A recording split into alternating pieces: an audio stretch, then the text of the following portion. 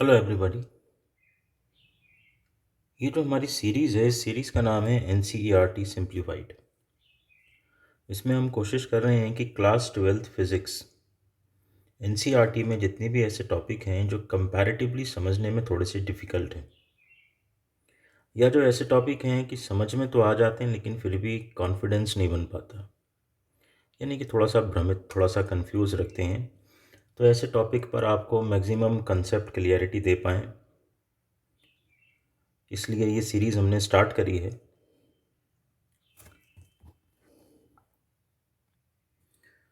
तो इसमें हम स्टार्ट करते हैं। आज हमने टॉपिक सेलेक्ट किया है लेसन नंबर 2 से, और देखिए नेम ऑफ टॉपिक आपको स्क्रीन पर विजिबल होगा। This is electrostatics of conductors.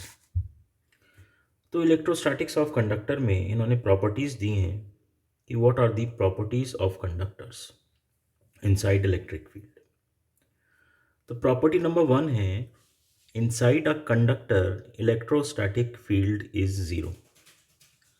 तो वैसे देखो, मालूम तो आप सब लोगों को होगा कि कंडक्टर के अंदर इलेक्ट्रिक फील्ड ज़ीरो होता है, लेकिन ये ज़ीरो क्यों है, इसका प्रॉपर एक्सप्लेनेशन हम कोशिश करेंगे कि यहाँ पर आपको और बेटर समझ में आए।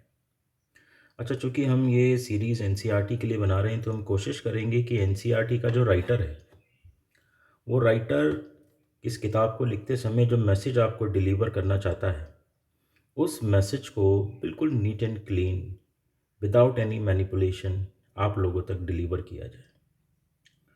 तो देखिए, ये जो मेरा यहाँ पर जो ये प्रिंटेड मटेरियल है, ये मैंने एनसीईआरटी से ही कट कॉपी पेस्ट किया है। तो इसमें आप ज़रा गौर कीजिएगा, यहाँ पर इन्होंने कुछ कीवर्ड्स दे रखे हैं। एक तो कीवर्ड है इसमें न्यूट्रल, और एक है चार्ज्ड, और आगे लिखा है देयर में also be an external electrostatic field. तो यहाँ पर ये कहना ये चाह रहे हैं कि अगर आपके पास कोई कंडक्टर है, सपोज हमने कंडक्टर ले लिया, दिस इज कंडक्टर। अब ये जो कंडक्टर है, उन्होंने कहा इस कंडक्टर के तीन स्टेट्स हो सकते हैं। या तो ये कंडक्टर हो सकता है न्यूट्रल,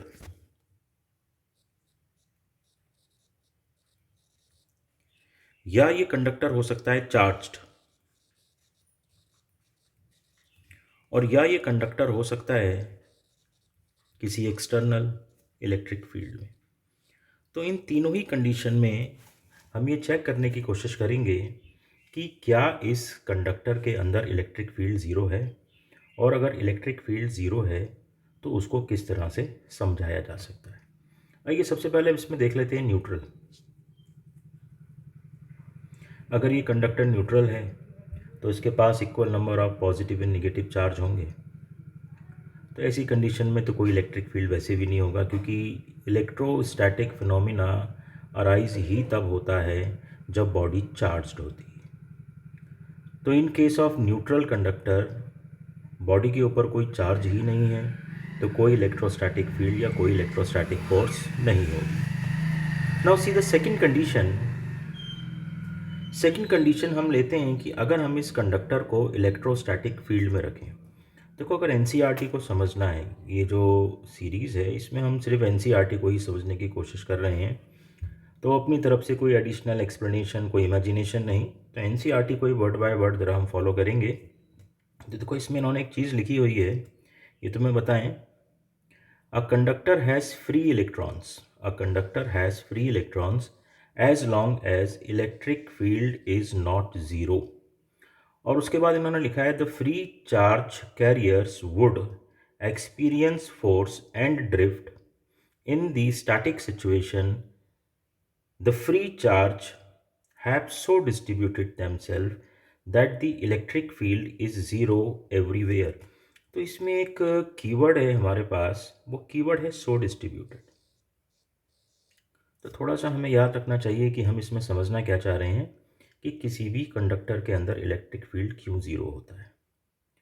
और इसके लिए तीन कंडीशन दी हैं इन्होंने। अगर कंडक्टर न्यूट्रल हो, अगर कंडक्टर चार्ज्ड हो, और कंडक्टर अगर किसी एक्सटर्नल इलेक्ट्रिक फील्ड में हो। तो ये हमारा एक कंडक्टर है। मान लीजिए कंडक्टर एक इलेक्ट्रिक फील्ड के अंदर है। Electric line of forces run करती हैं from positive to negative. So this is positive side and this is negative side. अब देखो जैसे ही इस कंडक्टर को, अच्छा इसमें एक चीज़ और आपको डिफाइन कर दें कि ये जो हम बात कर रहे हैं, दिस इज सॉलिड कंडक्टर।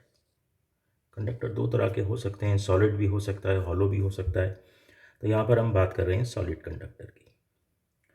जैसे ही आप इस कंडक्टर को इलेक्ट्रिक फील्ड रीजन में रखेंगे, देन फॉर माइक्रो सेकेंड्स यानी कि for almost of this order 10⁻⁻⁻सेकेंड्स इस कंडक्टर के अंदर इलेक्ट्रिक फील्ड सेटअप होगा। और वो इलेक्ट्रिक फील्ड क्या करेगा तुम्हें बताते हैं। चूंकि ये कंडक्टर है और इस कंडक्टर के पास फ्री इलेक्ट्रॉन्स होंगे। सपोज कोई एक इलेक्ट्रॉन है, इलेक्ट्रॉन होता है निगेटिवली चार्ज। तो जैसे ही ये एक्सटर्नल फील्ड इस कंडक्टर के अंदर से पास होगा, तो ये जो इलेक्ट्रॉन है ये अट्रैक्ट होगा नेगेटिव साइड, और इसके अंदर जितने भी फ्री इलेक्ट्रॉन्स होंगे they start collecting on this side where field has positive polarity. अब भाई अगर इलेक्ट्रॉन्स आपके पॉजिटिव साइड पर कलेक्ट हो गए और जिन एटम से ये फ्री इलेक्ट्रॉन्स निकले, तो उन एटम्स में एक मिसिंग साइड क्रिएट हो जाएगी। मिसिंग साइड का मतलब ये हो गया कि यहाँ पर कभी इलेक्ट्रॉन था लेकिन अब नहीं रहा, जिसको हम डिनोट करते हैं पॉजिटिव से। तो पॉजिटिव सारा इस फील्ड की नेगेटिव साइड पर कलेक्ट हो जाएगा। तो इस बात को हम कुछ ऐसे कहेंगे कि इलेक्ट्रिक फील्ड में जैसे ही हमने कंडक्टर को पुट किया, तो एक्सटर्नल इलेक्ट्रिक फील्ड की लाइंस ऑफ फोर्सेस जो थी वो कंडक्टर के अंदर से पास हुई, जिसके इन्फ्लुएंस में आकर जितना भी इलेक्ट्रॉन था वो सारा पॉजिटिव साइड पर कलेक्ट हो गया, और जो इसके अंदर पॉजिटिव चार्ज बना वो नेगेटिव साइड पर कलेक्ट हो गया, और ये इस कंडक्टर के अंदर अपना एक लोकल फील्ड डेवलप कर लेंगे। इसको मैंने लिख दिया ई लोकल। और जो ये एक्सटर्नल फील्ड है, इस एक्सटर्नल फील्ड को मैंने लिख दिया ई नॉट। तो यहाँ पर देखने वाली बात ये है कि जो ये एक्सटर्नल फील्ड है और जो इसके अंदर ये लोकल फील्ड डेवलप हुआ, ये मैग्नीट्यूड में एक दूसरे के इक्वल होंगे और डायरेक्शन में एक दूसरे के अपोजिट होंगे। तो यहाँ से एक कंक्लूजन बनेगा कि external electric field plus local electric field is equals to zero. तो इस कंडीशन से ये कंक्लूड किया जाएगा कि इस कंडक्टर के अंदर अब नेट इलेक्ट्रिक फील्ड हो गया ज़ीरो। तो यहाँ पर इन्होंने जो लिखा है ना सो डिस्ट्रीब्यूटेड, तो सो डिस्ट्रीब्यूटेड का मतलब ये है कि जैसे ही आप कंडक्टर को एक्सटर्नल इलेक्ट्रिक फील्ड में रखेंगे तो इलेक्ट्रॉन्स अपने आप को इस तरह से डिस्ट्रीब्यूट करेंगे कि इस कंडक्टर के अंदर इलेक्ट्रिक फील्ड ज़ीरो हो जाए। तो ये जो आप पैटर्न देख रहे हैं ना कि इलेक्ट्रॉन्स पॉजिटिव साइड कलेक्ट हो गए, जो पॉजिटिव चार्ज बना वो नेगेटिव साइड कलेक्ट हो गया, तो वो इस वर्ड से इनके एक्सप्लेन होता है सो डिस्ट्रीब्यूटेड। यहाँ पे चार्ज सो डिस्ट्रीब्यूटेड इस तरह से डिस्ट्रीब्यूट हो गए कि इन चार्जेस के डिस्ट्रीब्यूशन से जो इस कंडक्टर के अंदर अपना खुद का लोकल फील्ड बना वो एक्सटर्नल फील्ड के इक्वल एंड अपोजिट है। तो नेट फील्ड हमारे पास क्या हो गया ज़ीरो। तो ऐसी कंडीशन में अगर हम इस कंडक्टर को फिर दोबारा से रिप्रेजेंट करेंगे तो हम इसको अब ऐसे रिप्रेजेंट करेंगे कि ये हमारा कंडक्टर हो गया, ये हमारे इलेक्ट्रिक लाइन्स ऑफ फोर्सेस हो गए, ये पॉजिटिव साइड से आ रहे हैं।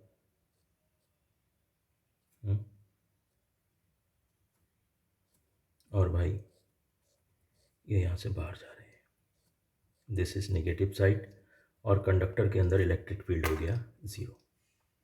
ठीक है सर। तो ये तो मैंने आपको बताया कि अगर कंडक्टर आपका सॉलिड है। अच्छा कंडक्टर अगर हॉलो हो तो क्या होगा? कुछ भी नहीं होगा। जैसा इसमें हुआ वैसे ही आपका हॉलो कंडक्टर में हो जाएगा। देखिए एक हॉलो कंडक्टर ड्रॉ करते हैं, पहले थोड़ा सा जगह बना दें। देखिए एक मिनट रुकिए, ये लीजिए, ये सब हमारा हॉलो कंडक्टर लीजिए, ये आपका हॉलो कंडक्टर बन गया। ये आपका एक्सटर्नल इलेक्ट्रिक फील्ड है, पॉजिटिव साइड, नेगेटिव साइड, बीच में ये कैविटी है, खाली जगह है। जैसा सॉलिड कंडक्टर में हुआ था वैसे यहाँ पर होगा। इलेक्ट्रिक फील्ड की प्रेजेंस में आते के साथ ही इलेक्ट्रॉन्स कलेक्ट हो जाएंगे पॉजिटिव साइड पर, पॉजिटिव चार्ज जो डेवलप हुआ इन इलेक्ट्रॉन के रिलीज होने से वो कलेक्ट हो जाएगा आपका नेगेटिव साइड पर, और जैसे पहले हुआ था वैसे ही अब होगा, प्लस से माइनस। ये इसके अंदर लोकल इलेक्ट्रिक फील्ड सेटअप हो जाएगा, ये आपका एक्सटर्नल इलेक्ट्रिक फील्ड है, और ये दोनों फील्ड्स मैग्नीट्यूड में इक्वल होंगे और डायरेक्शन में बराबर होंगे, तो नेट इलेक्ट्रिक फील्ड कंडक्टर के अंदर इस सिचुएशन में क्या हो जाएगा, ज़ीरो। तो तुम्हें एक चीज़ और बता दें हम, यहाँ पर जो मैंने ई नॉट लिखा है, तो इस ई नॉट से मतलब ये नहीं है कि बाहर जो lines of forces electric field को रिप्रेजेंट कर रही हैं। दरअसल मैसेज आपके लिए ये है कि जैसे ही आप कंडक्टर को इलेक्ट्रिक फील्ड में रखेंगे तो एक्सटर्नल इलेक्ट्रिक फील्ड कंडक्टर के अंदर मूव करेगा। तो एक्सटर्नल इलेक्ट्रिक फील्ड का वो पार्ट, वो अमाउंट जो कंडक्टर के अंदर है, उसको हमने रिप्रेजेंट किया है ई नॉट से। और जैसे ही ये एक्सटर्नल इलेक्ट्रिक फील्ड इस कंडक्टर के अंदर मूव करेगा, वैसे ही मैंने आपको उसका ड्यूरेशन भी बताया, इन माइक्रो सेकेंड, यानी कि within no time electrons इसके अंदर जो है अपने आप को इस तरह से रीडिस्ट्रीब्यूट करेंगे, जैसा बुक में वर्ड दे रखा है, ये सो डिस्ट्रीब्यूटेड, कि अपना एक लोकल फील्ड बना लेंगे। और ये लोकल फील्ड इस कंडक्टर के अंदर जो आपका एक्सटर्नल इलेक्ट्रिक फील्ड बना था उसके एग्जैक्टली अपोजिट होगा, तो इसलिए कंडक्टर के अंदर नेट इलेक्ट्रिक फील्ड क्या हो जाएगा, ज़ीरो। तो याद रखिएगा यहाँ पर जो मैंने ई नॉट लिखा है, ये एक्सटर्नल इलेक्ट्रिक फील्ड के उस पार्ट की बात हो रही है जो फॉर माइक्रो सेकेंड क्रिएट हुआ था इस कंडक्टर के अंदर। लेकिन चूंकि वो अमाउंट में लोकल इलेक्ट्रिक फील्ड के एग्जैक्टली बराबर था, तो दोनों फील्ड्स ने एक दूसरे को कैंसिल कर दिया, and we have no net electric field inside the conductor. अच्छा, यहाँ तक दो बातें डिस्कस हुई। अगर कंडक्टर न्यूट्रल है तो कोई झगड़े वाली बात ही नहीं है। न्यूट्रल, नो चार्ज, तो नो इलेक्ट्रोस्टैटिक फिनोमिना, ना कोई फोर्स ना कोई फील्ड। अगर ये कंडक्टर एक्सटर्नल इलेक्ट्रिक फील्ड में रखा हुआ है तो उसमें क्या क्या चीज़ें होंगी वो मैंने आपसे डिस्कस कर ली। अच्छा, इसमें एक चीज़ और रहती है, इस पर लिखा हुआ है चार्ज्ड।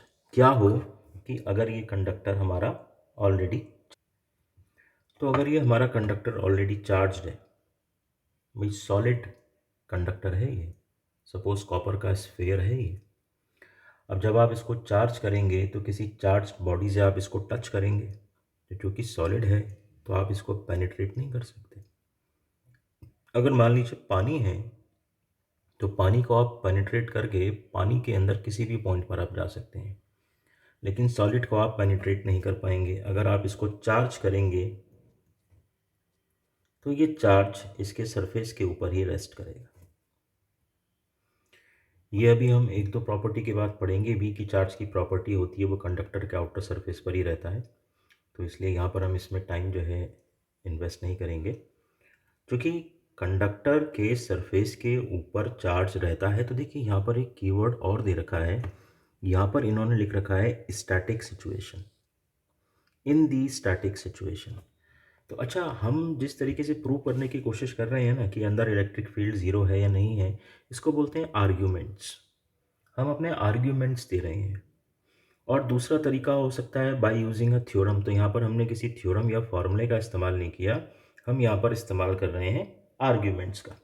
तो यहाँ पर इन्होंने एनसीईआरटी में एक बड़ा कीवर्ड दिया है, उसको लिखा हुआ है इन्होंने इलेक्ट्रो स्टैटिक सिचुएशन।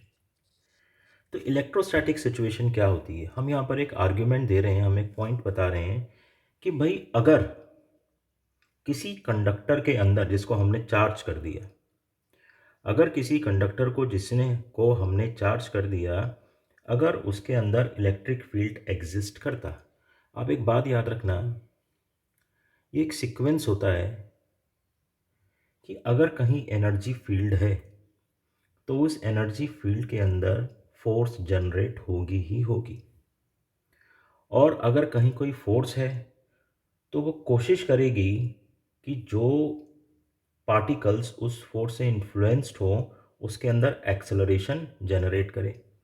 तो कुछ इस तरीके से इसका सीक्वेंस आता है कि field produces force and force produces acceleration. तो हमें प्रूव करना है कि भाई कंडक्टर के अंदर इलेक्ट्रिक फील्ड नहीं होता, जो चार्ज कंडक्टर है, तो चलिए हम मान लेते हैं कि इलेक्ट्रिक फील्ड है।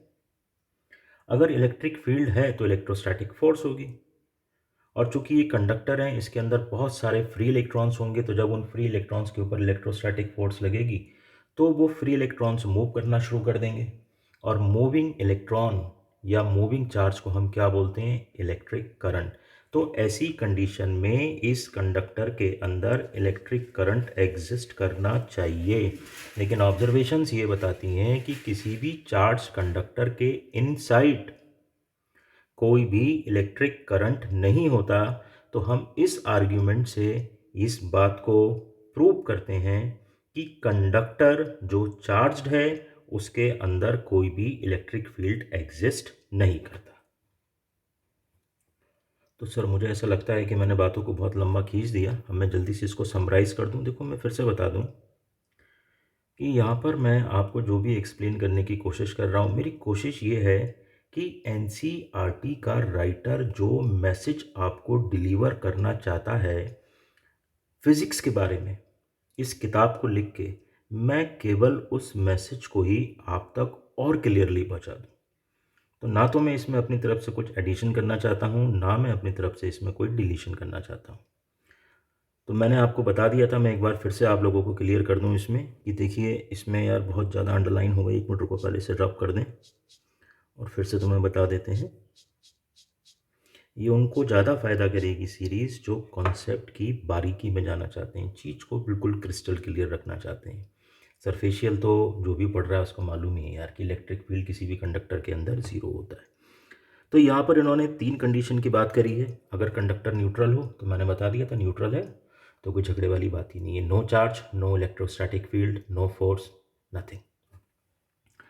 लेकिन अगर कंडक्टर चार्ज्ड है और या फिर अगर कंडक्टर को electrostatic field, external electrostatic field में रखा है, तब हम कैसे प्रूव करेंगे कि कंडक्टर के अंदर जो है इलेक्ट्रिक फील्ड ज़ीरो है? तो वो मैंने बता दिया था आपको। आपने जैसे कंडक्टर को इलेक्ट्रिक फील्ड में रखा है एक्सटर्नल, तो एक्सटर्नल इलेक्ट्रिक फील्ड का कुछ पार्ट कंडक्टर के अंदर भी जाएगा। कंडक्टर के अंदर इलेक्ट्रॉन्स का रीडिस्ट्रीब्यूशन होगा, जिसके लिए उन्होंने यहाँ पर कीवर्ड दिया है सो डिस्ट्रीब्यूटेड।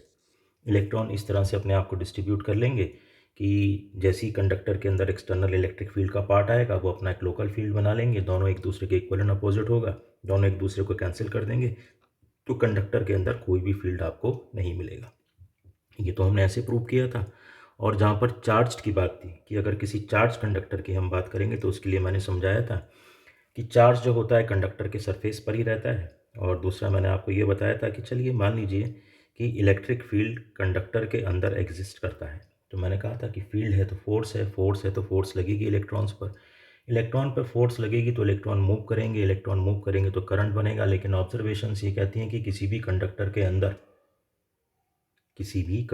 अंदर कोई इलेक्ट्रिक करंट नहीं होता। और अगर इलेक्ट्रिक करंट नहीं है तो इसी सिचुएशन को हम क्या बोलते हैं? Electrostatic situation. तो इलेक्ट्रोस्टैटिक सिचुएशन में अगर कंडक्टर के अंदर कोई करंट नहीं है तो इसका मतलब अंदर इनसाइड इलेक्ट्रिक फील्ड ज़ीरो है। तो जितने भी कीवर्ड्स थे यहाँ पे मैंने आपसे डिस्कस कर लिए हैं। देखिए कीवर्ड्स हमारे क्या क्या थे? Neutral, charged, external electric field, so distributed, और एक और था साहब इसमें जिसके उन्होंने लिखा था इलेक्ट्रोस्टैटिक सिचुएशन या स्टैटिक सिचुएशन। तो साहब पहली प्रॉपर्टी पे बहुत भारी मुकदमा लड़ लिया हमने। अब हम आते हैं दूसरी प्रॉपर्टी पर।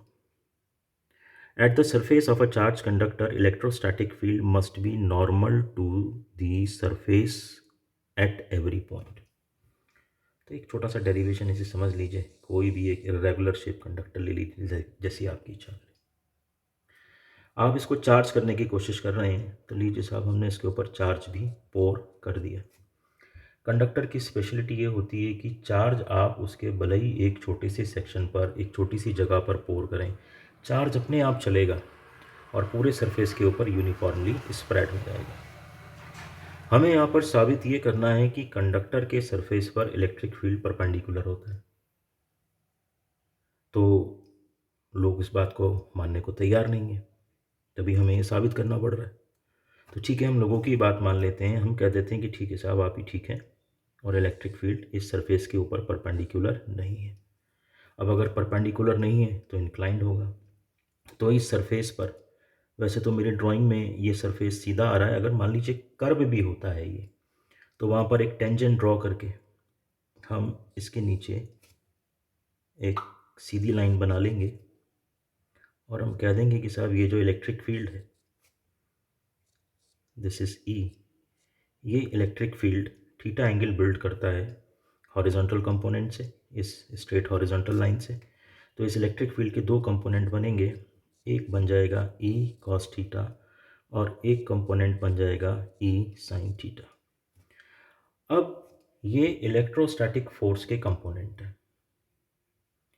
चूंकि इलेक्ट्रिक फील्ड के कंपोनेंट हैं तो इलेक्ट्रिक फील्ड फोर्स को जनरेट करता है, तो इलेक्ट्रिक फील्ड है तो उसके वजह से फोर्स भी होगी, और जब भी किसी ऑब्जेक्ट पे फोर्स लगती है तो वो ऑब्जेक्ट मूव करता है। इलेक्ट्रोस्टैटिक फोर्स को हम और आप सेंस नहीं कर सकते, इसको केवल चार्ज ही सेंस करता है। तो जैसे ही हमने ये कंक्लूड किया, नॉट कंक्लूड, हमने जैसे ही सपोज किया कि ठीक है भाई, लोग ठीक कह रहे हैं कि इलेक्ट्रिक फील्ड परपेंडिकुलर नहीं है, इंक्लाइंड है, तो हमें इसके दो कंपोनेंट मिलेंगे, E sine theta and E cos theta. अब इसमें जो ई कॉस थीटा है, इसकी डायरेक्शन कह रही है कि ये फॉरवर्ड कंपोनेंट है, और चूंकि इलेक्ट्रिक फील्ड है तो इसका इलेक्ट्रोस्टैटिक फोर्स होगा। अगर ये फॉरवर्ड कंपोनेंट है तो ऑब्वियसली चार्ज को ये आगे बढ़ाने की कोशिश करेगा, और इसी कंपोनेंट की वजह से क्या होगा, चार्ज आगे बढ़ता चला जाएगा, और आगे बढ़ते बढ़ते इस बॉडी के सरफेस के ऊपर यूनिफॉर्मली स्प्रेड हो जाएगा। ये वर्ड बड़ा कीमती है कंडक्टर में, यूनिफॉर्मली, इसका जो स्प्रेड होगा दैट इज़ यूनिफॉर्मली। तो अब हम एक दूसरी सिचुएशन पर आ गए, ये फिर से हमारी इलेक्ट्रोस्टैटिक सिचुएशन बन गई, इलेक्ट्रोस्टैटिक सिचुएशन। अब यहाँ पर बॉडी यूनिफॉर्मली चार्ज्ड हो गई। अच्छा, चार्ज अपने आप को एडजस्ट कर लेता है। अब अगर ये चार्ज जब यूनिफॉर्मली स्प्रेड हो गया तो ये चार्ज फर्दर आगे नहीं बढ़ सकता। इसका क्या मतलब हुआ, अगर मान लीजिए एक पॉजिटिव चार्ज है, ये और आगे बढ़ना चाहे तो नहीं आ सकता अब आगे, क्योंकि ये वाला पॉजिटिव इसको रिपेल कर देगा। और अगर ये पीछे जाना चाहे तो पीछे भी नहीं जा सकता, क्योंकि जो ये वाला पॉजिटिव है ये भी इसको रिपेल कर देगा। तो अब इनका फॉरवर्ड और बैकवर्ड मूवमेंट नहीं हो सकता अगर बॉडी इलेक्ट्रोस्टैटिक सिचुएशन में आ गई, यानी कि बॉडी अगर कंप्लीटली और यूनिफॉर्मली चार्ज्ड हो गई। अब अगर बॉडी यूनिफॉर्मली चार्ज्ड हो गई और चार्ज का ना फॉरवर्ड मूवमेंट पॉसिबल है ना बैकवर्ड मूवमेंट पॉसिबल है, तो भाई ई कॉस थीटा क्या करेगा, ई कॉस थीटा का तो कोई काम ही नहीं बचा। तो हमें कंक्लूड करना पड़ेगा कि यार चार्ज ना तो आगे जा पा रहा ना पीछे जा पा रहा, इसका मतलब अब ई कॉस थीटा बचा ही नहीं। अगर ई कॉस थीटा नहीं बचा तो इसी इक्वेशन को हम ऐसे लिख सकते हैं, E cos theta is equals to zero. और भाई ज़ीरो कॉस में कॉरस्पॉन्डिंग वैल्यू होती है 90 डिग्री की, तो थीटा हमारे पास कितना आ गया, 90 डिग्री। तो लो साहब, हम ये मुकदमा भी जीत गए। हमारी बात सही साबित हुई कि ये जो इलेक्ट्रिक फील्ड है एक्चुअल में ये इस कंडक्टिंग बॉडी के परपेंडिकुलर है। लेकिन ये याद रखना, ये हम उस कंडीशन में कह रहे हैं जब बॉडी यूनिफॉर्मली चार्ज्ड हो चुकी है। तो यहाँ पर जो है, यहाँ पे इन्होंने लिखा भी है, देखिए इन्होंने कुछ ऐसे करके लिखा है,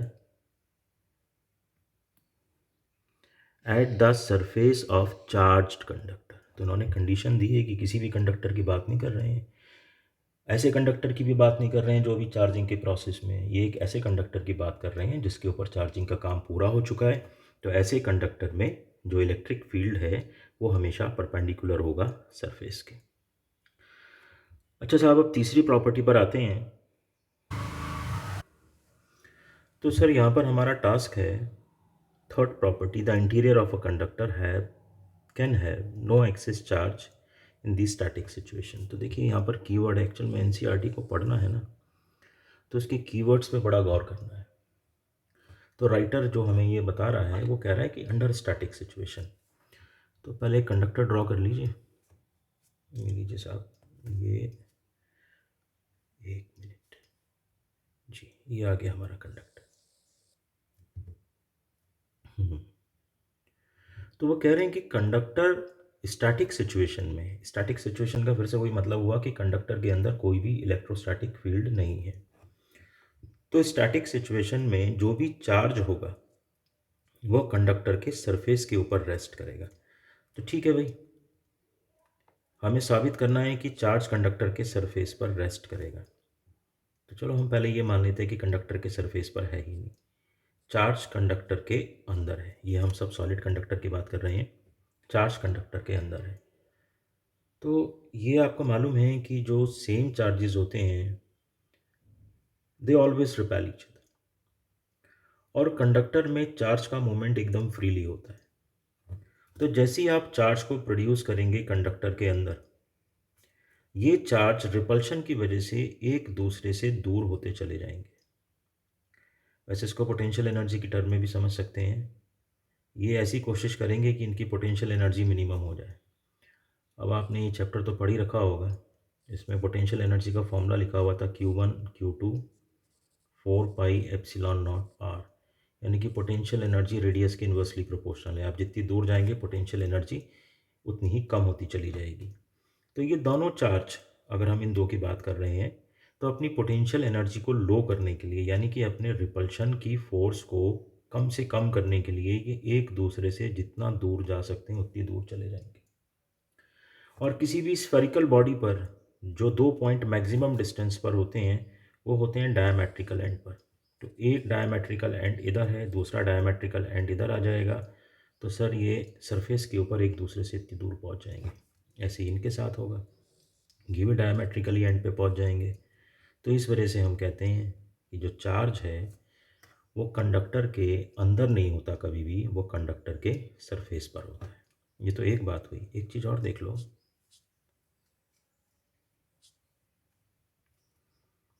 अगर ये पॉजिटिव चार्ज हो फिर क्या होगा। आइए पहले एक पॉजिटिव चार्ज बना के देखते हैं। अगर ये पॉजिटिव चार्ज है, थोड़ा सा मामला कॉम्प्लिकेटेड हो रहा है भाई, थोड़ा फोकस करना। भाई इलेक्ट्रॉन्स, मैंने नेगेटिव चार्ज बताया था, वो तो सचमुच में होता है, इलेक्ट्रॉन फ्रीली मूव कर सकता है। लेकिन पॉजिटिव चार्ज तो कुछ भी नहीं होता। किसी एटम्स के अंदर से कोई इलेक्ट्रॉन निकल गया तो वो जगह खाली हो गई, उस जगह का इलेक्ट्रॉन मिस हो गया, तो वहाँ पर बोर्ड लगा दिया हमने कि गुमशुदा की तलाश जारी है।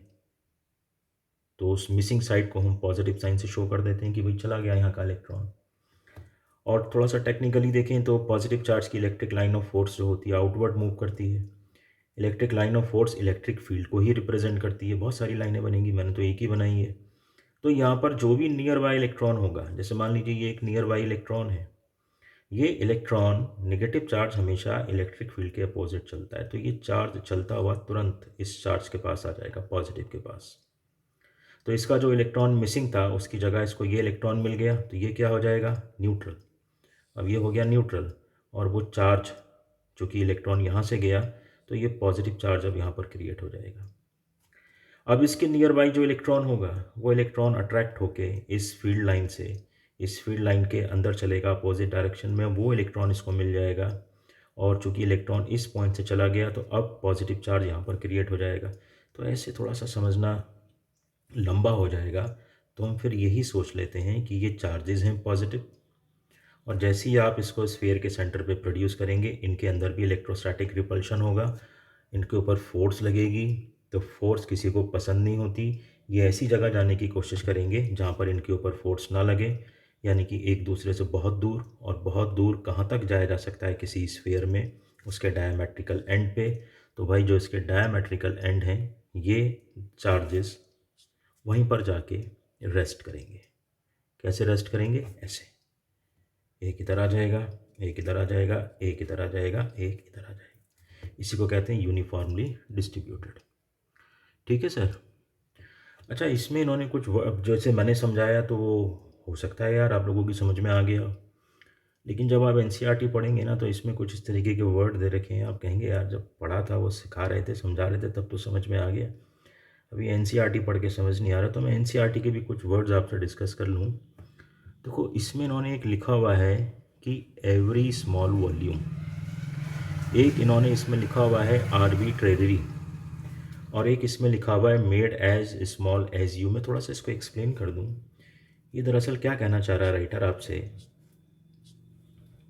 ये राइटर ये कहना चाह रहा है a neutral conductor has equal amount of positive and negative charge. ये तो भाई हमें भी मालूम है, न्यूट्रल है तो जितना प्रोटॉन होगा उतना न्यूट्रॉन होगा इन एवरी स्मॉल वॉल्यूम और सरफेस एलिमेंट।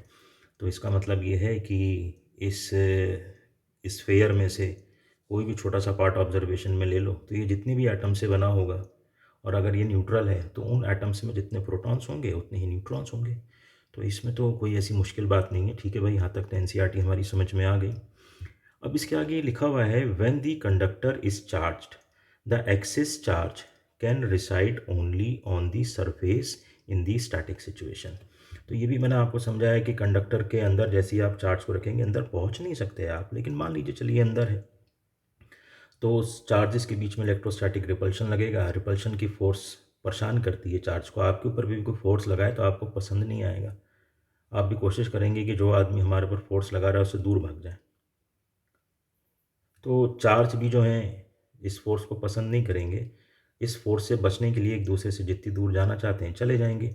और किसी भी स्फेयर में सबसे दूर कहाँ जा सकते हैं आप? सरफेस के ऊपर जा सकते हैं, दो डायमेट्रिकल एंड पर। तो ये भी हमने आपको एक्सप्लेन कर दिया था, तो इसमें भी कोई मुश्किल वाली बात नहीं है। इसमें जो वर्ड लिखा हुआ है स्टैटिक सिचुएशन, तो स्टैटिक सिचुएशन का मतलब ये है कि जब अंदर की सारी कार्रवाई पूरी हो चुकी हो, जब तक चार्ज चल रहा है, मतलब चार्ज यहाँ पर है, थोड़ा दूर होगा, फिर और दूर होगा, फिर और दूर होगा, तो जब तक ये चार्ज का मूवमेंट है अंदर, तब तक इस कंडक्टर के अंदर इलेक्ट्रिक फील्ड भी होगा। तो वो कह रहे हैं कि नहीं भैया, अभी ऑब्जर्व मत करो, अभी चीज़ें मेल्टिंग पॉट में है। तो जब ये स्टैटिक सिचुएशन में आ जाए, यानी कि चार्ज का मूवमेंट पूरा हो चुका, अब चार्ज चल के यहाँ पर पहुँच चुका, तो स्टैटिक सिचुएशन में हम ये ऑब्जर्व करेंगे कि चार्ज जो है आउटर सरफेस पर ही रिसाइड करता है। एक बार आउटर सरफेस पर पहुंच जाए फिर मूव नहीं करता। अच्छा, फिर इन्होंने इसमें गॉस थ्योरम भी लगा दी। अब देखो गॉस थ्योरम क्या कह रही है, ऐसा गॉस थ्योरम को समझते हैं। अब हम गॉस थ्योरम की हेल्प से प्रूव करने की कोशिश करेंगे कि इसके अंदर चार्ज नहीं होता। आइए देख लेते हैं। अच्छा देखो, जो मैंने आपको सबसे फर्स्ट प्रॉपर्टी बताई थी ना, वो मैंने आपको बताई थी with the help of argument. यहाँ पर मैं थ्योरम का इस्तेमाल कर रहा हूँ। तो ऐसा करो, आप एक गॉसियन सरफेस बना लो। अभी थोड़ा सा यार हमारी कलाकारी कमज़ोर ना पड़ जाए। और ठीक है। ये सरफेस कुछ ऐसा बनाइए कि इस स्फेयर के सरफेस के बहुत ही क्लोज हो ये। तो ये हमारा गॉसियन सरफेस हो गया।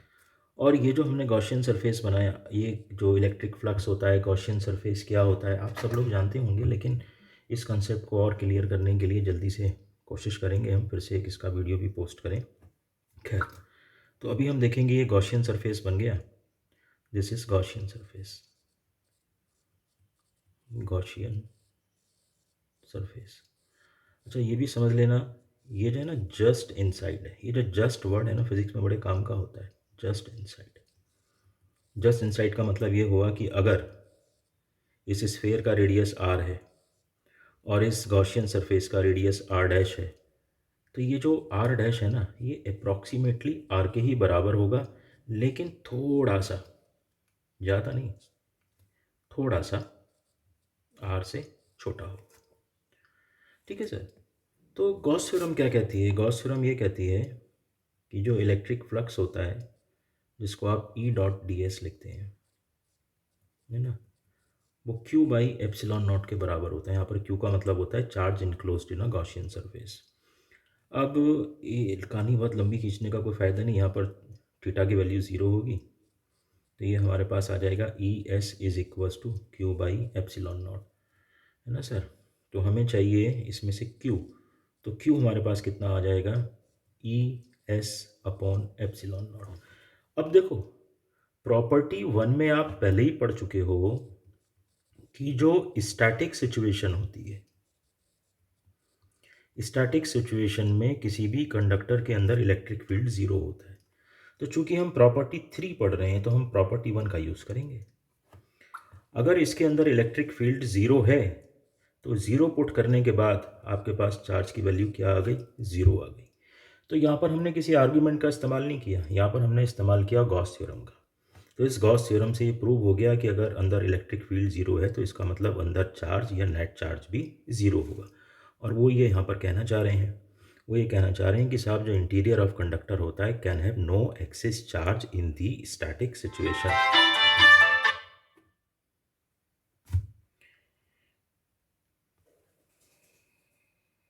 एक मिनट साहब। तो साहब with the help of Gauss theorem हमने ये प्रूव कर दिया।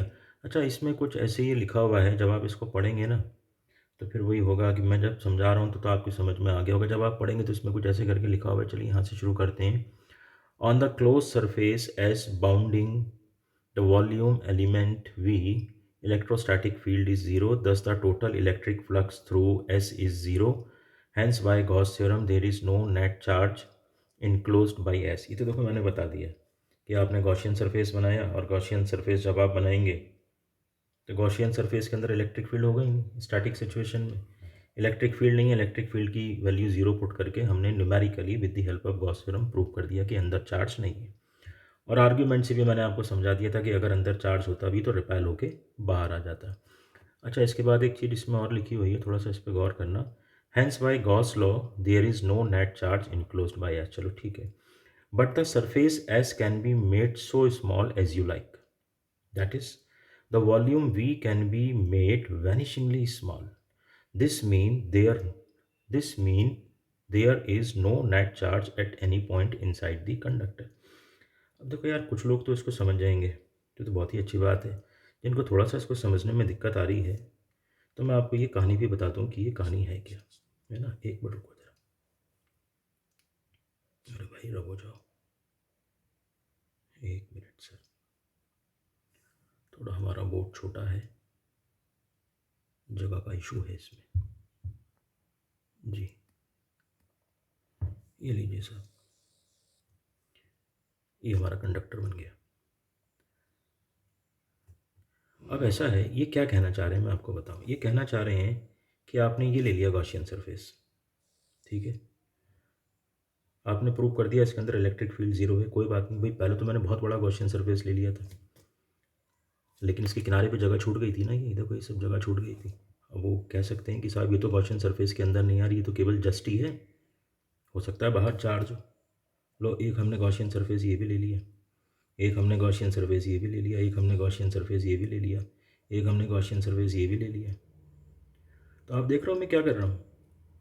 वो ये कहना चाह रहे हैं कि अगर आपने गॉसियन सरफेस सेलेक्ट किया तो आपसे कोई ये पूछ सकता है कि यार ये जो है ना तुम्हारा गॉसियन सरफेस तो बड़ा है, ये किनारे में हो सकता है यहाँ पर छुपा बैठा हो चार्ज, हो सकता है यहाँ पर छुपा बैठा हो चार्ज।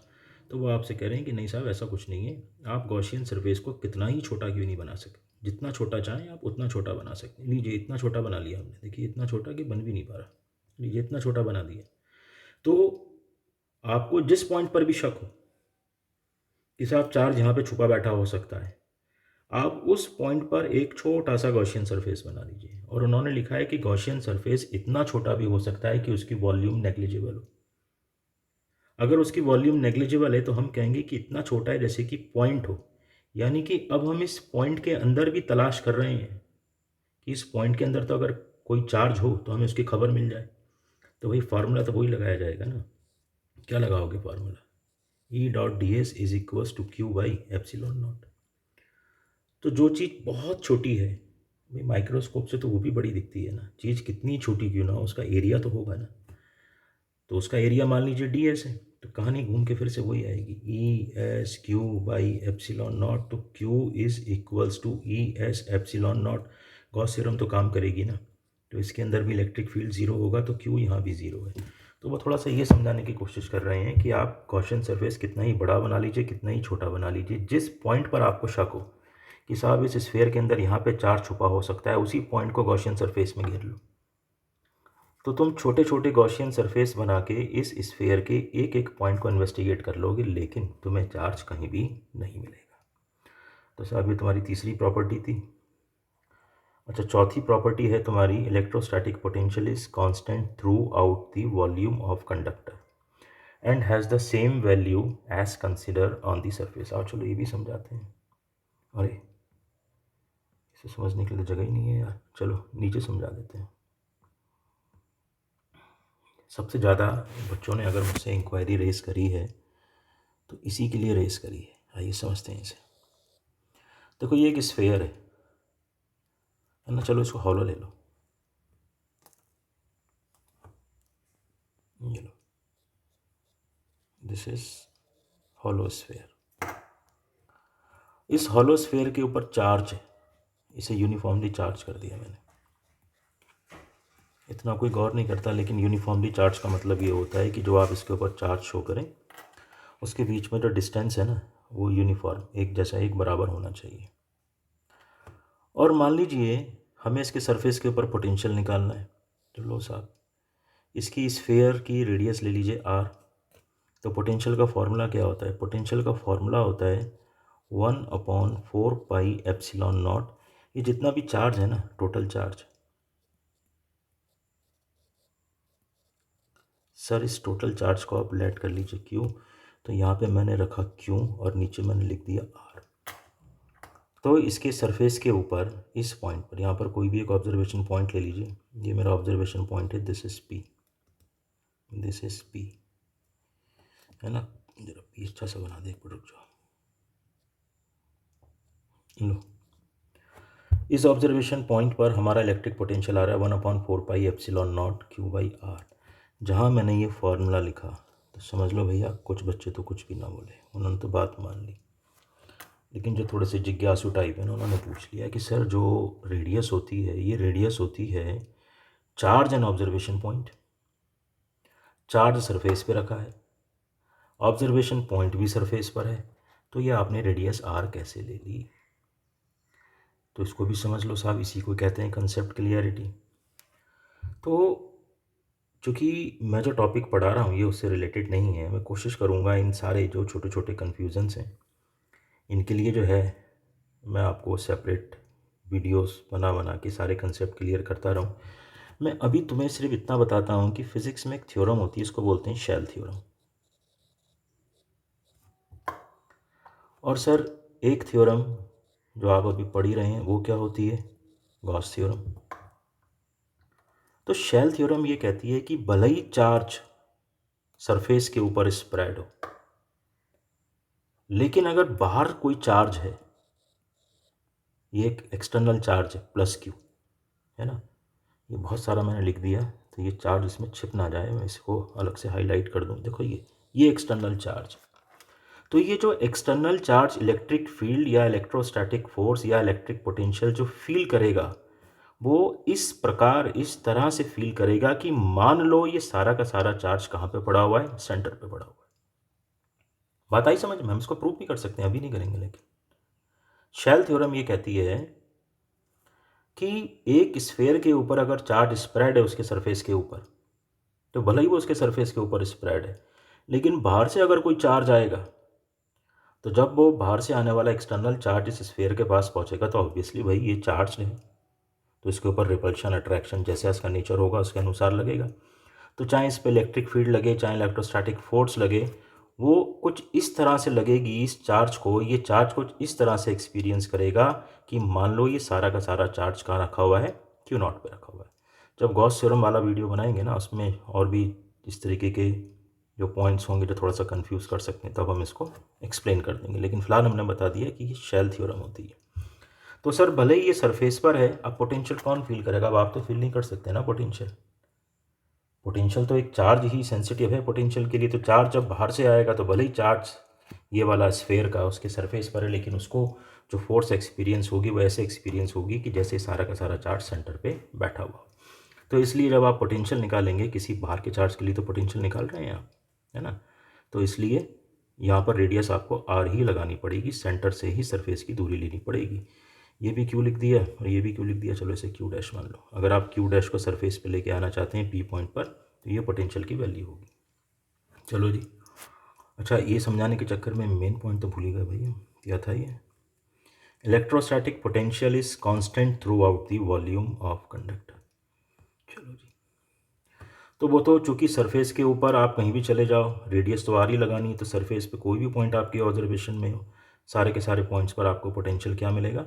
आपको पोटेंशियल यही भी मिलेगा, यानी कि सरफेस के ऊपर हर एक पॉइंट पर पोटेंशियल सेम होगा। देखो ना, मान लीजिए यहाँ पर अब एक चार्ज क्यू डैश, अब वो इधर आना चाहता है सरफेस पे, इस वाले पॉइंट पर एडजस्ट करना चाहता है अपने आप को।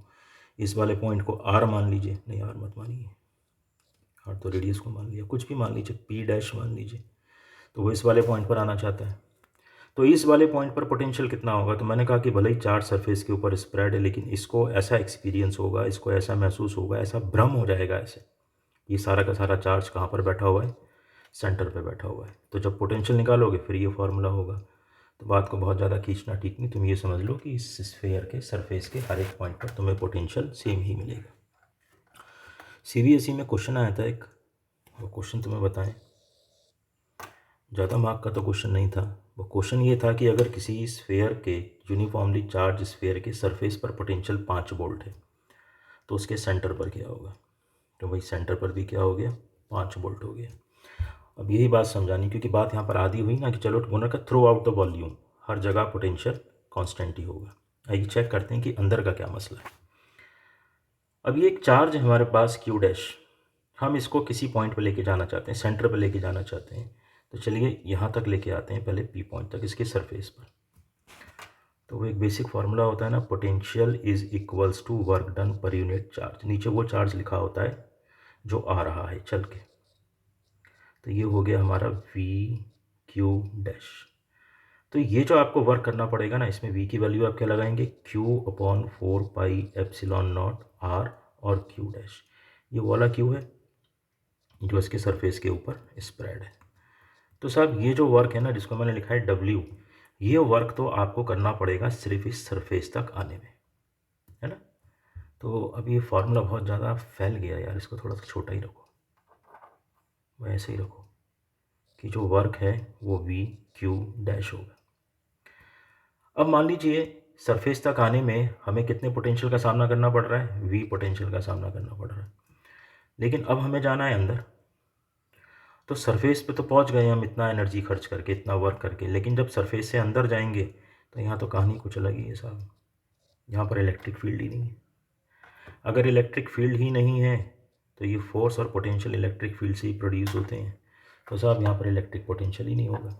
यानी कि एक बार आप सरफेस पे पहुँच गए तो उसके बाद आप इसके अंदर कहीं भी घूमते रहिए, आपको कोई एडिशनल वर्क करने की ज़रूरत नहीं है। इसलिए इस बात को ऐसे कहा जाता है कि किसी भी कंडक्टर के अंदर, ये एक हमारा हॉलो कंडक्टर है, कि किसी भी कंडक्टर के अंदर हर एक पॉइंट पर पोटेंशियल की वैल्यू सेम होती है। पोटेंशियल की वैल्यू सेम क्यों है, क्योंकि जितना भी वर्क करना था वो आपको सरफेस तक आने में करना था। उसके बाद सरफेस के अंदर मूव करने के लिए कोई एडिशनल वर्क नहीं करना। तो अगर मान लीजिए एक चार्ज है क्यू डबल डैश, और क्यू डबल डैश इसके सेंटर पर आना चाहता है, और ये जो हमारा क्यू डैश था इसको हम केवल सरफेस तक लेके आए, तो भाई क्यू डैश से बात करी जाए कि भाई कितना पोटेंशियल का सामना करना पड़ा, कितना वर्क करना पड़ा, तो वो बताएगा साहब वी इंटू क्यू डैश। अब क्यू डैश से पूछा जाए कि भाई तुम तो सेंटर तक चले गए, क्यू डैश तो केवल सरफेस तक ही गया था, तुम्हें कितना वर्क करना पड़ा, तो वो पता है क्या बताएगा, वो भी यही बताएगा यार पोटेंशियल तो हमें वी ही मिला, खर्चा तो हमारा इतना ही हुआ, क्योंकि जैसी सरफेस के बाद हम अंदर घुसे तो अंदर जाने के बाद हमें कोई एडिशनल वर्क डन करने की ज़रूरत ही नहीं पड़ी। तो पोटेंशियल दोनों के लिए सेम ही होगा। तुम इसको एक ऐसे एनालॉजी से समझ लो, जैसे मान लीजिए एक एम्यूज़मेंट पार्क है, उस एम्यूजमेंट पार्क के सरफेस पे यानी कि बाहर एंट्री पे टिकट है 200 रुपये का। अब तुम जाते हो, तुम जैसे ही उसमें एंटर करोगे वो गेट पे तुमसे 200 रुपये का टिकट ले लेगा, 200 रुपये दोगे वो टिकट तुम्हें दे देगा। तो पूछे कि साहब गेट तक पहुंचने में तुम्हारा कितना खर्चा हुआ, तुम कहोगे 200 रुपये, ठीक है। अब टिकट मिल गया, टिकट लेने के बाद तुम अंदर चले गए। अब तुम अंदर कहीं भी जाओ, उसके सेंटर में चले जाओ अम्यूज़मेंट पार्क के, या उसके किनारे पे बेंच पे बैठे रहो, कहीं भी घूमते रहो, तुम्हें एडिशनल कुछ नहीं देना, क्योंकि अंदर कोई खर्चा है ही नहीं, जो भी खर्चा था गेट पर ही था। तो तुमसे पूछेंगे साहब अगर तुम अम्यूज़मेंट पार्क के सेंटर पे जाओगे तो तुम्हारा खर्चा कितना होगा, क्या कहोगे, 200 रुपये।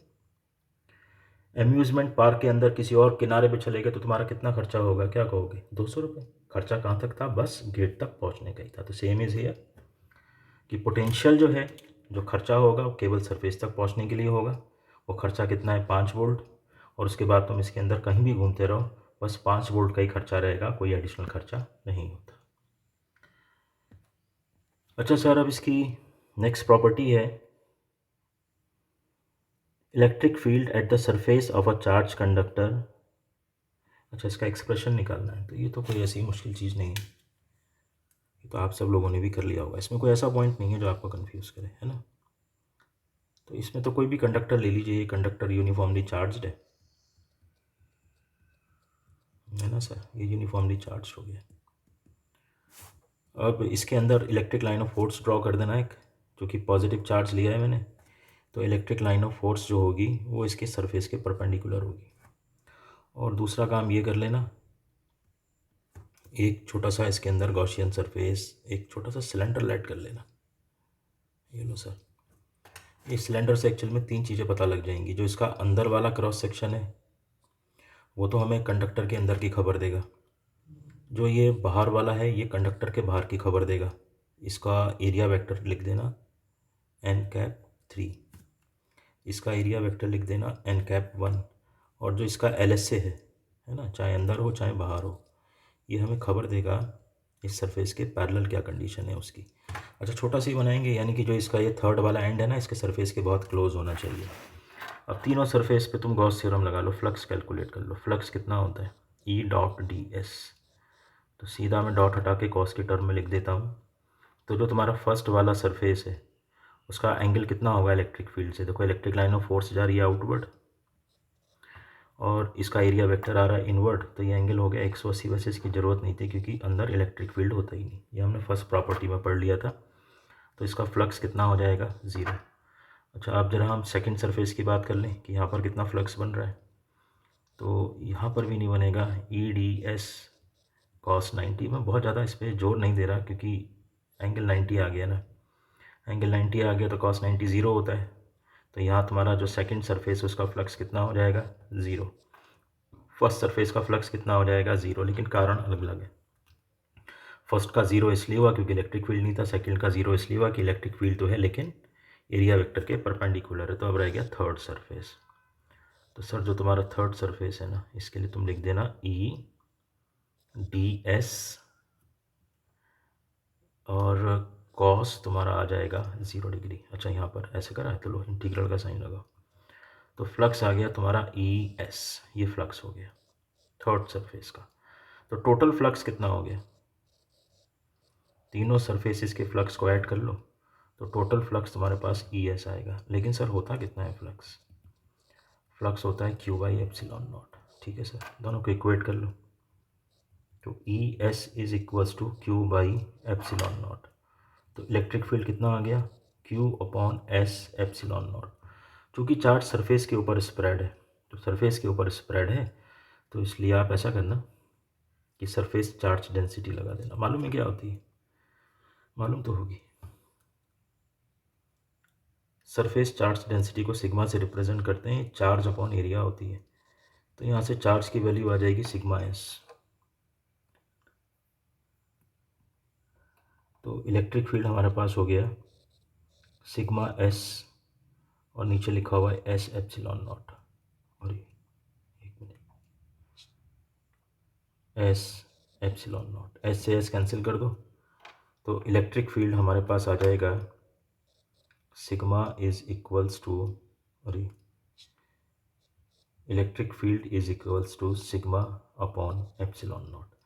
वेक्टर फॉर्म में लिखना है तो ई पे वेक्टर लगा दो और इसकी डायरेक्शन को रिप्रेजेंट करने के लिए यूनिट वेक्टर लगा दो। तो ये कोई ऐसी बहुत बड़ी चीज़ नहीं थी, है ना, ये भी ख़त्म हो गया। अभी लास्ट प्रॉपर्टी है, दिस इज़ इलेक्ट्रोस्टैटिक शील्डिंग। तो इलेक्ट्रोस्टैटिक शील्डिंग आपको ये बता दें कि कोई भी हॉलो कंडक्टर होता है ना, तो हॉलो कंडक्टर के इनसाइड इलेक्ट्रिक फील्ड 0 होता है। अच्छा, हॉलो क्या, वो तो सॉलिड कंडक्टर भी हो तब भी उसके इनसाइड इलेक्ट्रिक फील्ड 0 होगा। यहाँ पर थोड़ा सा ये है कि अगर हॉलो कंडक्टर है तो उसके अंदर स्पेस है, उस स्पेस का आप यूटिलाइजेशन कर सकते हैं। तो इसलिए हमने इस टर्म को बोलते हैं इलेक्ट्रोस्टैटिक शील्डिंग। इलेक्ट्रोस्टैटिक का मतलब इलेक्ट्रिक फील्ड से रिलेटेड हो गया और शील्डिंग का मतलब बचाव हो गया। तो इलेक्ट्रिक फील्ड से बचाव हो जाता है। तो ये कोई नई बात नहीं है, जैसा मैंने आपको पहले इसमें बताया था ना, पहली प्रॉपर्टी में, है ना, वही प्रॉपर्टी से आप फिर से समझ लीजिए। जैसे मान लीजिए कंडक्टर है, ये हॉलो है ना, तो बीच में जो स्पेस है ना, ये वाला स्पेस, रुको ज़रा, ये वाला जो स्पेस है बीच का,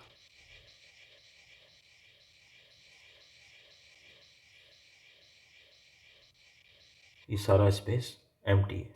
अरे ठहर जाओ, ये फार्मूला फेल हो गया। ये जो बीच वाला स्पेस है ना, ये बीच वाला स्पेस एम्प्टी है।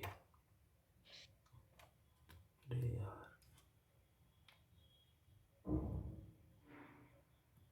दिस वन, ये स्पेस एम्प्टी है। तो अगर आप इसको एक्सटर्नल इलेक्ट्रिक फील्ड में रखेंगे तो ये कोई नई बात नहीं है, आपको जो पहले पढ़ाया था वही है कि एक्सटर्नल फील्ड में जैसे ही इसको रखा जाएगा तो फॉर माइक्रो सेकेंड्स इस कंडक्टर के अंदर इलेक्ट्रिक फील्ड यही जो एक्सटर्नल वाला है पहुँचेगा। लेकिन जैसे ही एक्सटर्नल इलेक्ट्रिक फील्ड इस कंडक्टर के अंदर पहुँचेगा तो इलेक्ट्रॉन्स अपने आप को कैसे अरेंज कर लेंगे, दे सो डिस्ट्रीब्यूट देमसेल्फ कि that they cancel out the external electric field. में फिर से समझा दूँ कि जैसे ही आप इस कंडक्टर को इलेक्ट्रिक फील्ड में रखेंगे, एक्सटर्नल इलेक्ट्रिक फील्ड में, तो इसके अंदर इलेक्ट्रिक फील्ड एक्सटर्नल घुस जाएगा। और जैसे ही एक्सटर्नल इलेक्ट्रिक फील्ड इस कंडक्टर के अंदर पहुंचेगा तो मैं बार बार कह रहा हूँ, with in micro seconds electrons अपने आप को इस तरह से डिस्ट्रीब्यूट कर लेंगे कि वो अपना एक लोकल फील्ड डेवलप कर लेंगे। और वो जो लोकल फील्ड होगा वो इस कंडक्टर के अंदर जो इलेक्ट्रिक फील्ड है डायरेक्शन में उसके अपोजिट होगा और मैग्नीट्यूड में उसके इक्वल होगा। तो दोनों एक दूसरे को कैंसिल कर देंगे और कंडक्टर के अंदर जो इलेक्ट्रिक फील्ड है वो क्या हो जाएगा, ज़ीरो हो जाएगा। ये मैंने पहले भी पढ़ाया था। मैं फिर से कह रहा हूँ कि ये जो फिनोमिना है ना, ये बहुत ही कम टाइम में हो जाता है, विद इन माइक्रो सेकेंड्स। तो आप ऑब्जर्व करेंगे ना माइक्रो सेकेंड्स में, तो आप ऑब्जर्व भी नहीं कर सकते। आपको तो हमेशा ऐसे ही लगेगा कि कंडक्टर को एक्सटर्नल इलेक्ट्रिक फील्ड में रखा तो कंडक्टर के अंदर कोई इलेक्ट्रिक फील्ड डेवलप ही नहीं होगा। अब चूंकि कंडक्टर के अंदर कोई इलेक्ट्रिक फील्ड ही नहीं है तो ये जो बीच का स्पेस है ना, ये बीच का स्पेस शील्ड हो गया। शील्ड शील्ड का मतलब बचाव हो गया, इसके अंदर कोई इलेक्ट्रिक फील्ड नहीं होगा। तो ऐसा होता है ना, बहुत सारी ऐसे डेलिकेट इंस्ट्रूमेंट होते हैं जिनको एक्सटर्नल इलेक्ट्रिक फील्ड से बचाना होता है, तो उनको ऐसी मेटल केस के अंदर रख देते हैं। मेटल केस में रख देंगे तो मेटल केस के बाहर तो इलेक्ट्रिक फील्ड एग्जिस्ट करेगा लेकिन उसके अंदर इलेक्ट्रिक फील्ड नहीं होगा। अब जैसे वो एक एग्जांपल भी दे रखा है, अगर आप कार के अंदर बैठे हैं और बाहर बिजली कड़क रही है, बिजली गिर रही है, तो कार के अंदर बैठे रहना सेफ है, क्योंकि कार आपकी जो है इलेक्ट्रोस्टैटिक शील्डिंग का काम करेगी। कंडक्टर है ना, लोहे की बनी हुई है, स्टील की, तो ऊपर से जब बिजली गिरेगी तो वो सरफेस के ऊपर जैसी आएगी तो सरफेस के ऊपर तो चार्ज रिसाइड करेगा लेकिन विद इन माइक्रो सेकेंड अंदर इलेक्ट्रिक फील्ड डेवलप होगा। वही सारी स्टोरी, इलेक्ट्रॉन्स इस तरीके से अपने आप को डिस्ट्रीब्यूट कर लेंगे कि अंदर नेट इलेक्ट्रिक फील्ड ज़ीरो रहेगा, तो आपको कोई भी इलेक्ट्रिक शॉक अपीयर नहीं होगा। तो सर मैंने कोशिश करी है, या आपको मैंने 6 की 6 प्रॉपर्टीज़ बता दी हैं। आई होप आपको समझ में आई होंगी। Thank you very much, all the best.